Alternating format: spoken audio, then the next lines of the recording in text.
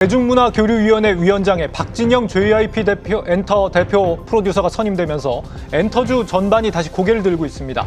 창립자 스스로뿐 아니라 소속 아티스트들까지도 사생활 논란에서 자유롭다는 점이 장관급 공직을 맡게 된 배경으로 평가됩니다. 정부 대중문화 정책 수립과 국가적인 문화교류에서 JYP 엔터테인먼트의 역할이 더욱 활발해질 것이란 관측이 나옵니다. 산업부 이지효 기자와 알아봅니다. 이 기자, 박진영 프로듀서가 앞으로 맡게 되는 역할이 정확히 어떤 건가요? 네, 일단 대중문화교류위원회가 좀 생소한 분들도 계실 것 같으니까 먼저 좀 말씀을 드려보겠습니다. 정부가 지난 5일에 이 기구 설치에 대한 재정령안을 입법 예고했습니다. 이달 출범을 앞두고 있고요. 대통령 직속 기구입니다. 한국 대중문화에 대한 세계적인 관심이 높은 상황에서 음악이나 드라마 또 영화 같은 컨텐츠를 확산하기 위한 일종의 협업 플랫폼이다. 이렇게 생각하시면 될 것 같습니다.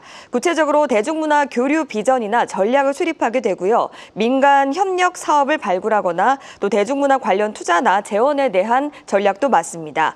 위원회 위원장은 장관급입니다. 박진영 대표와 함께 최유영 문화체육부 장관이 공동위원장을 맡았는데요. 대통령실은 한국을 대표하는 가수 중 한 명으로 K-팝 세계화를 위해 노력해왔다고 박진영 대표의 선임 배경을 밝히기도 했습니다.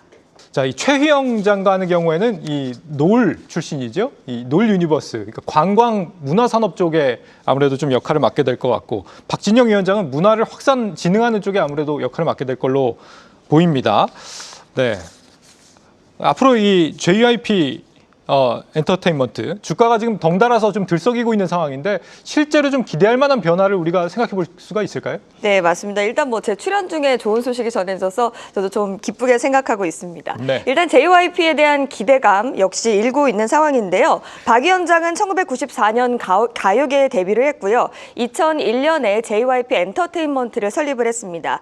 현재 JYP 엔터테인먼트 대표 프로듀서이자 동시에 창의성 총괄 책임자 CCO를 맡고 있는데요. 스스로 대표직에서 물러나서 컨텐츠 제작에 주력하고 있는 모습입니다. 시장에서는 위원회가 관련 정책을 수립할 때 JYP 엔터테인먼트가 우선 투입되도록 할 거다. 이런 기대감이 좀 일고 있습니다. 올해 반기 보고서를 보니까요. 박진영 위원장의 JYP 엔터테인먼트 지분율은 15.37% 수준입니다. 지난해 기준 JYP 엔터테인먼트 매출 비중 역시 살펴봤습니다. 음반 및 음원이 36.04%로 가장 컸고 또 콘서트 굿즈 상품 수준이었습니다. 기존에는 이 JYP 엔터, 다른 엔터사에 비해서 음반이나 또 음원의 매출 비중이 굉장히 치중이 돼 왔었습니다. 하지만 최근 들어서 ND와 더불어서 지식재산권, 그러니까 IP 부문을 확대하고 있습니다. 블루 게러즈라고 해서 관련 사업을 조금 운영하고 있는 자회사까지 좀 두고 있는 상황인데요. 아티스트는 물론 웹툰이나 드라마 또 영화 같은 IP 컨텐츠로 식음료 또 의료 같은 MD 영역으로 좀 확대를 하겠다. 이런 포부입니다. 이 영향으로 올해 2분기 JYP 엔터테인먼트 영업이익은 529억 원으로 466.3% 증가했습니다. 정부 프로젝트에 참여하면 수익 다변화의 기회가 될 수 있다라는 분석이고요. 또 문화적 경쟁력을 가진 상징적 기업으로 또 자리매김할 수 있다라는 분석도 나오고 있습니다. 네, 이 JYP 엔터뿐 아니라 다른 엔터주들도 지금 같이 반응을 하고 있습니다. 그동안 이제 중국 한한령 해제가 좀 물 건너간 게 아니냐 이런 우려들이 좀 있었는데 엔터주 전반으로 봐도 이 변화가 좀 긍정적인 변화라고 봐야 되나요? 네, 일단 이재명 대통령 대선 후보 시절부터 이 문화사업 키우겠다 이렇게 공언을 한 바 있거든요. 실제로 문체부의 내년 예산안이 7조 7,962억 원으로 올해보다 10.3% 늘어나기도 했습니다. 예산 증가폭은 2020년 이후 가장 크고요. 특히나 컨텐츠 부분 성장세가 좀 두드러졌습니다. 대중문화의 자본이 대거 투입될 예정인 만큼 엔터사에게도 기회가 될 겁니다. 특히 박 위원장이 지금 K-팝이 너무나도 특별한 기회를 맞이했고 이 기회를 잘 살려야만 한다는 생각에 결심하게 됐다 이렇게 소감을 밝히기도 했습니다. 문화산업에는 다양한 분야가 있겠지만 엔터사로 대표되는 K-팝에 집중적인 지원이 있을 것이라는 예상이 나오고 있습니다.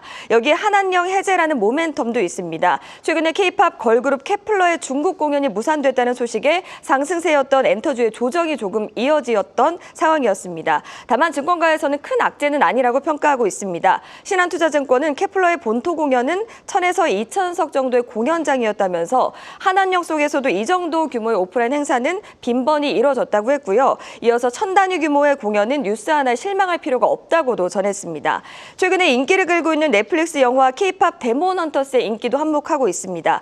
K-팝 아이돌을 주인공으로 한 컨텐츠가 흥행하면서 엔터 업종 전반에 낙수 효과가 있을 것이라는 기대감도 나오고 있습니다.